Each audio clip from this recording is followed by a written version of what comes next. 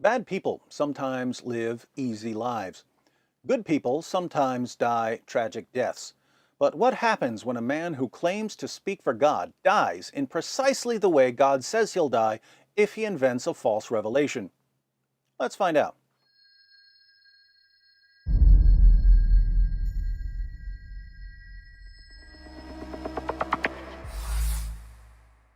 Following his conversion, the Apostle Paul spent about 3 decades preaching the gospel. During that time, there were numerous plots to kill him. The Romans eventually succeeded in the mid-60s AD. Because Paul was a Roman citizen, he was executed by beheading rather than by crucifixion.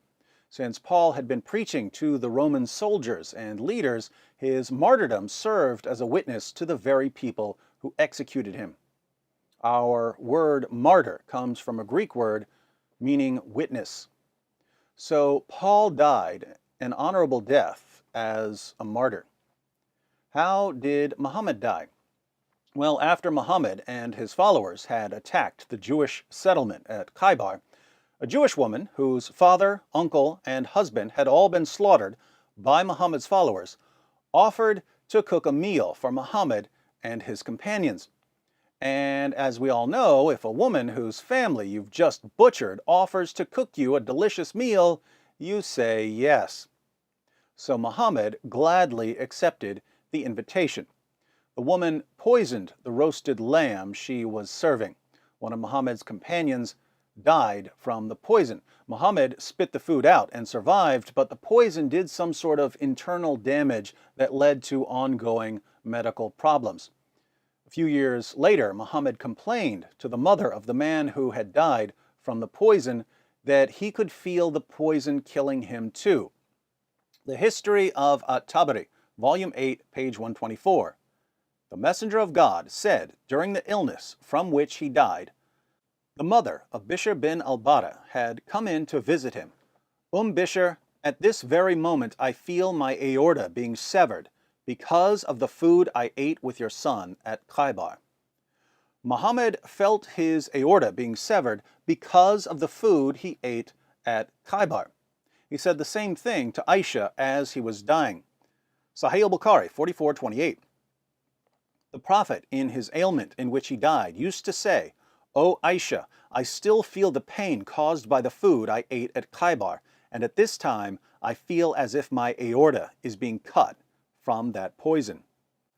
I should point out that the words "as if" are not in the Arabic. Muhammad doesn't say he feels as if his aorta is being severed. He says that he feels his aorta being severed from the poison.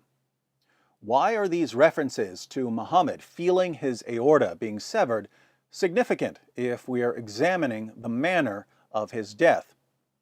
Well, in the Quran, Allah tells us how he would kill Muhammad if Muhammad ever forged a revelation. Let's read 3 translations of Surah 69, verses 44 to 46, to see how Allah would kill Muhammad for inventing revelations. Hilali Khan, and if he, Muhammad, had forged a false saying concerning us, we surely should have seized him by his right hand, or with power and might, and then certainly should have cut off his life artery, and, in parentheses, the translators add, aorta. Pickthall, and if he had invented false sayings concerning us, we assuredly had taken him by the right hand, and then severed his life artery. M.H. Shakir, and if he had fabricated against us some of the sayings, we would certainly have seized him by the right hand, then we would certainly have cut off his aorta. What did Allah say that the penalty would be for fabricating revelations? He said that the penalty would be cutting off Muhammad's aorta. And what did Muhammad himself say that the poison had done to him? He said that it had cut off his aorta. So while Paul died an honorable death as a martyr, Muhammad died a disgraceful death as a false prophet. Given Muhammad's treatment of women, Jews, and followers of Jesus, it's almost poetic that he was killed by a lamb given to him by a Jewish woman, ultimately severing his aorta, confirming his status as a false prophet. Humiliations galore.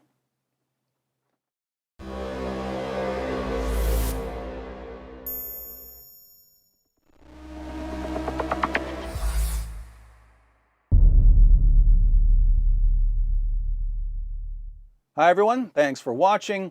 In case you stumbled upon this video while browsing or searching, I wanted to let you know that it's part of a series comparing Paul and Muhammad. So if you'd like to see the full series, be sure to click on the playlist. If you're already in the playlist, you're about to see that the Quran affirms the reliability of Paul, but Paul condemns Muhammad.